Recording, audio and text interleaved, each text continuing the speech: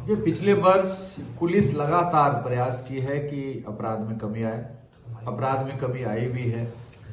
आपने press briefing सुना होगा पटना पुलिस का भी और राज्य पुलिस का भी।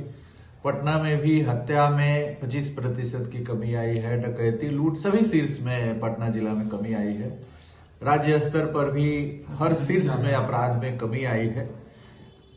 अपराध में कमी से हम संतुष्ट नहीं है, बल्कि हम चाह रहे हैं कि समाज के अंदर कोई भी हत्या का कांड प्रतिवेदित न हो, जो आदर्श स्थिति होगी।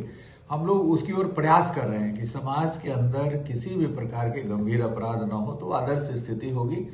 और धीरे धीरे आप बिहार के अपराध मानचित्र पर यदि नजर डालेंगे, दृष्टिपात करेंगे, तो आपको दिखेगा कि पिछले 20 वर्षों में लगातार हर शीर्ष में जो पारंपरिक अपराध शीर्ष है उनमें कमी आई है।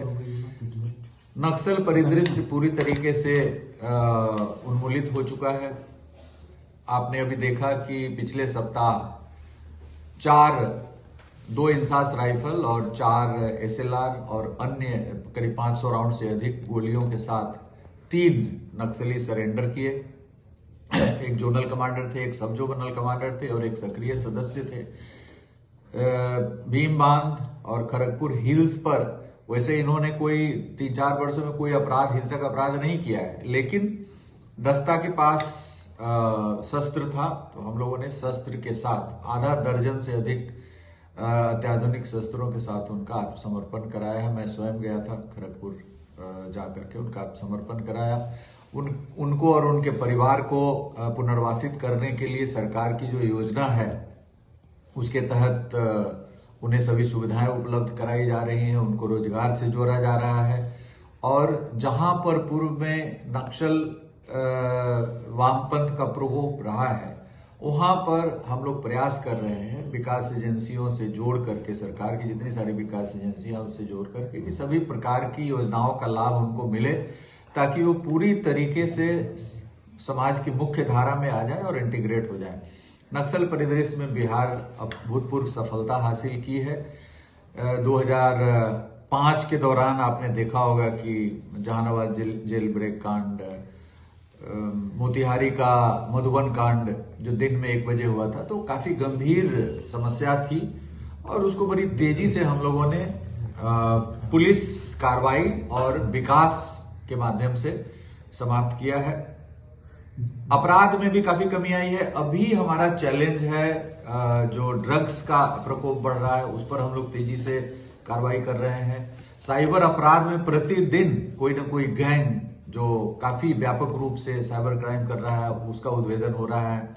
आपने देखा मोतिहारी में अभी कल एक बहुत बड़े गैंग का उद्भेदन हुआ है। तो प्रतिदिन साइबर अपराध में भी हम नई से नई उपलब्धि हासिल कर रहे हैं। प्रत्येक जिला में थाना गठन हो गया है। थाना का प्रभार DYSP रैंक के एक पदाधिकारी के पास है, जो बीटेक, ज्यादातर 40 में से लगभग सभी के सभी IT, इलेक्ट्रॉनिक्स, कंप्यूटर में बीटेक है और सभी DSP हमारे बड़े अच्छे कार्य कर रहे हैं। उसको और व्यापकता प्रदान करने के लिए प्रयास किया जा रहा है। साइबर वर्टिकल बनाया गया है। तो साइबर नारकोटिक्स में भी एक अलग वर्टिकल बनाया गया है, उसमें SP की पोस्टिंग की गई है। तो ये 2 समस्या जो अभी वर्तमान में है, जो युवा वर्ग इसमें शामिल है। साइबर अपराध में भी बहुत यंग लड़के शामिल है, 18 साल, 17 साल, 15 साल, 20 साल के। और नारकोटिक्स का भी जो सबसे बड़ा प्रभावित वर्ग है वो युवा वर्ग है। जो युवा को इन दोनों साइबर अपराध से बचाने के लिए और नारकोटिक से बचाने के लिए हम लोग लगातार प्रयास कर रहे हैं और आने वाले दिनों में इसमें भी हमको अभूतपूर्व सफलता मिलेगी। विधि व्यवस्था की समस्या नियंत्रित है। किसी भी प्रकार का कोई कम्युनल इंसिडेंट विगत वर्ष नहीं हुआ जो उल्लेखनीय हम समझें। उसी प्रकार से हाल के दिनों में कोई ऐसी बड़ी अपराध की घटनाएं जो 3-4 हुई थी विगत वर्ष, उसमें उल्लेखनीय सफलता पुलिस को मिली है। और वो सभी कांड अभी ट्रायल के लगभग आधे से ज्यादा ट्रायल उस पर खत्म हो चुका है। 2 महीने में सब में सजा हम लोग अपराधियों को दिला पाएंगे। इस वर्ष भी हमारा वही संकल्प है, डिजिटल पुलिसिंग, विधि व्यवस्था पूरी तरीके से नियंत्रित रहे, गंभीर अपराधों पर नियंत्रण रहे, साइबर अपराधों पर नियंत्रण रहे, ड्रग्स की जो तस्करी हो रही है, युवा वर्ग उसकी ओर उन्मुख हो रहे हैं, उसके लिए जागरूकता अभियान चलाया जाए, पंचायती राज संस्थाओं को, जीविका दीदियों को, सभी लोगों को, समाज के सभी वर्ग को इसमें जोड़ा जाए, ताकि जो हमारा युवा वर्ग है, एक वाइब्रेंट विलेज प्रोग्राम है केंद्र सरकार का, उसको भी हम लोग इम्प्लीमेंट करने जा रहे हैं। तो इन सभी दिशाओं से इस पर हम लोग कार्रवाई करेंगे और आने वाला वर्ष बिहार के लिए बहुत ही सुख और समृद्धि और शांति का रहे, यह मेरी मंगल कामना है। मैं पूरी जनता से, बिहार की जनता से अपील करूंगा कि बिहार में अमन चैन शांति कायम करने में हमारा भरपूर सहयोग दें। हमारी पुलिस प्रयास कर रही है और पुलिस में भी यदि कहीं कमी आती है तो हमारे संज्ञान में उन कमियों को लाएं ताकि हम उसको दूर कर सकें। बहुत बहुत धन्यवाद। सर, जो अपराधी पुलिस में चुनौती दे रहा है उनको जो है सरेंडर करने के लिए भी विरोध किया जा रहा है, यहाँ तक इनकाउंटर की भी अगर करने की जरूरत पड़ती है तो किया जा रहा है, गोली का जवाब गोली से भी दी जाती है। नहीं, देखिए, इनकाउंटर जो पुलिस का इनकाउंटर है कोई सुनियोजित ढंग से नहीं होता है। जैसे करीब हम लोग 4.25 लाख लोगों को गिरफ्तार किए, 4.25 लाख लोग गिरफ्तार हुए, अरेस्ट हुए पिछले साल। उसमें से 10-15 ऐसी स्थितियां बनी जिसमें अपराधी की ओर से फायरिंग की गई या फायरिंग करने की स्थिति में वो दिखे, तो उसमें पुलिस ने जवाबी कार्रवाई, आत्मरक्षा जवाबी कार्रवाई की है। और ऐसी स्थिति पहले से भी होती रही है। मुठभेड़ की जो स्थिति बनती है वो पूर्व में ही हर साल मुठभेड़ हुआ है। अब यदि 2005, 6, 7, 8 किसी भी वर्ष में मुठभेड़ की संख्या शून्य नहीं रही, और इस पिछले वर्ष की भी जो मुठभेड़ की संख्या वो ऐसा नहीं कि कोई अप्रत्याशित कोई ऐसा हो रहा है। तो जो मुठभेड़ की स्थिति बनती है तो पुलिस आत्मरक्षार्थ फायरिंग करते हैं। आपने देखा होगा कि होली के दौरान मुंगेर में, अररिया में 2 हमारे ASI मारे गए। अपराधी इनके ये रिएक्ट करते उसके पहले ही इन पर गोली चला दिया और दोनों की मृत्यु हो गई, 2 हमारे पुलिस पर होली के दिन। तो यदि हम अपराधी उद्यत है गोली चलाने के लिए, हम नहीं गोली चलाएंगे तो फिर हमारे पुलिसकर्मी मारे जाते हैं। इसलिए आत्मरक्षार्थ फायर करने का प्रावधान कानून में है। तो ये कानून सम्मत तरीके से मिनिमम फोर्स यूज करके हम अपराधी की गिरफ्तारी सुनिश्चित करते हैं। और ये कानून के अंतर्गत ये प्रावधानित किया गया है कि किसी भी अपराधी को गिरफ्तार करने के लिए आप न्यूनतम बल का प्रयोग करिए।